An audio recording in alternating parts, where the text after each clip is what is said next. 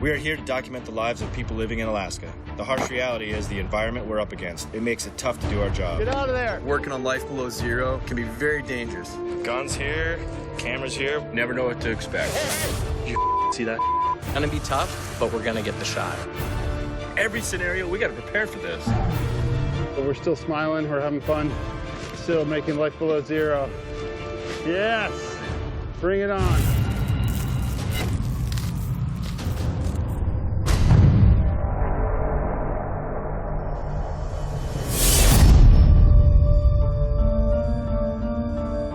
So of all the things that we do working on Life Below Zero, I would say this is one of the most challenging.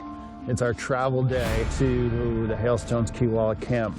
The biggest challenge is getting out there. We can only get to about 100 miles away from where we're going by plane, and then the rest of the way we need to go on snow machines, hauling sleds with some of our gear. We are right at the edge of the peninsula, so we'll be traveling over sea ice for the next 40 miles. The ice is very dynamic out here on the ocean. It's breaking and coming together. It's being moved by the tides and by the wind, and it's a little bit dangerous, but we mitigate those dangers by making a good plan and taking our time and being thoughtful about how we travel.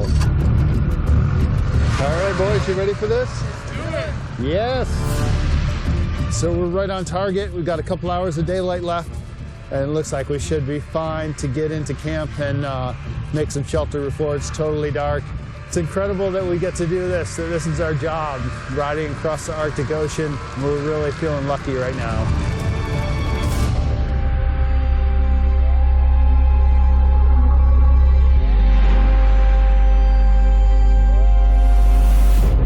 We arrived here just before dark last night after our 100-mile trip.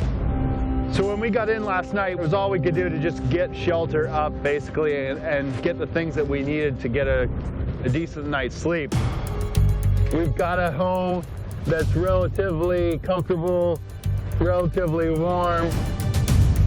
Now it's time to organize and settle in so that we can be ready for filming. Anyone that works on this show, you can't be complacent. You need to prepare properly every time you go in. Something bad could happen. You don't want to be out there in a sticky situation. Here we are in Dead Horse, inside the hangar. We're going into Kavik.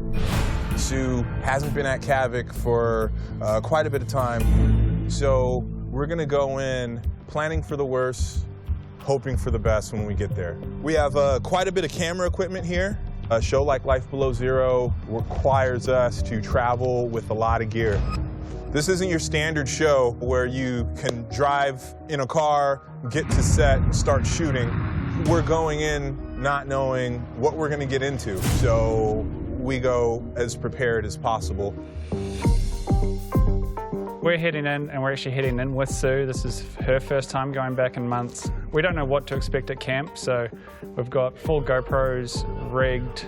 My focus is always on trying to capture what we expect to see, and that is going to be, we're going to be flying over the camp to check it out, so we've got a camera looking down, camera on the wing looking at her as she's driving, and then obviously her as she's looking out the window. We can't get in there, so it's just going to be GoPros. We just enjoyed the ride. Our number one concern is safety. Everything is safe and everyone is safe so that we can continue doing our work.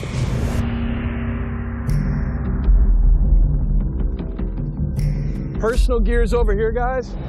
So we're going out to Andy Bassett's place. I'm really excited to go out there, but there's a lot of logistics involved with getting to Andy's. We start in Fairbanks, we fly to Eagle on a small plane, and then we put all of our stuff here, and then we get on an even smaller plane, and then we just do multiple trips for about 5 or 6 hours until everything's out there, and we get on snow machines, sleds, and we basically haul everything to our cabins to get set up. But the main thing here is that when you're filming people living off the grid, we have to live off the grid too. In order to really capture that story, we have to live that life. So right here, we basically have all of our food items, our camera gear, fuel here for cooking. We're in a very remote place, so we kind of have to be self-sustainable from the beginning. Oh man, this is a tight space. Woo! It's tiny. Smaller than the outhouse I'm going to be using.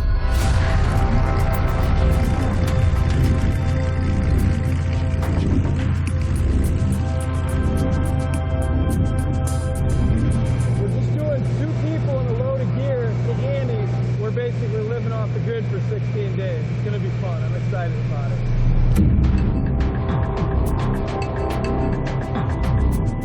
This is where we're going. We're going to land on this lake down here. It's a very windy area. There's a lot of mountain terrain. There's low trees. And then he basically has to make a perfect landing on this lake, and it's just complete glare ice. So it was a really bumpy landing, but we're here. And the real work begins. The way we get the true story. We're not living in a hotel. I mean, we are literally in a remote place. And in order to capture that true story, we have to live that lifestyle too. It's time to go live off the grid for a little bit.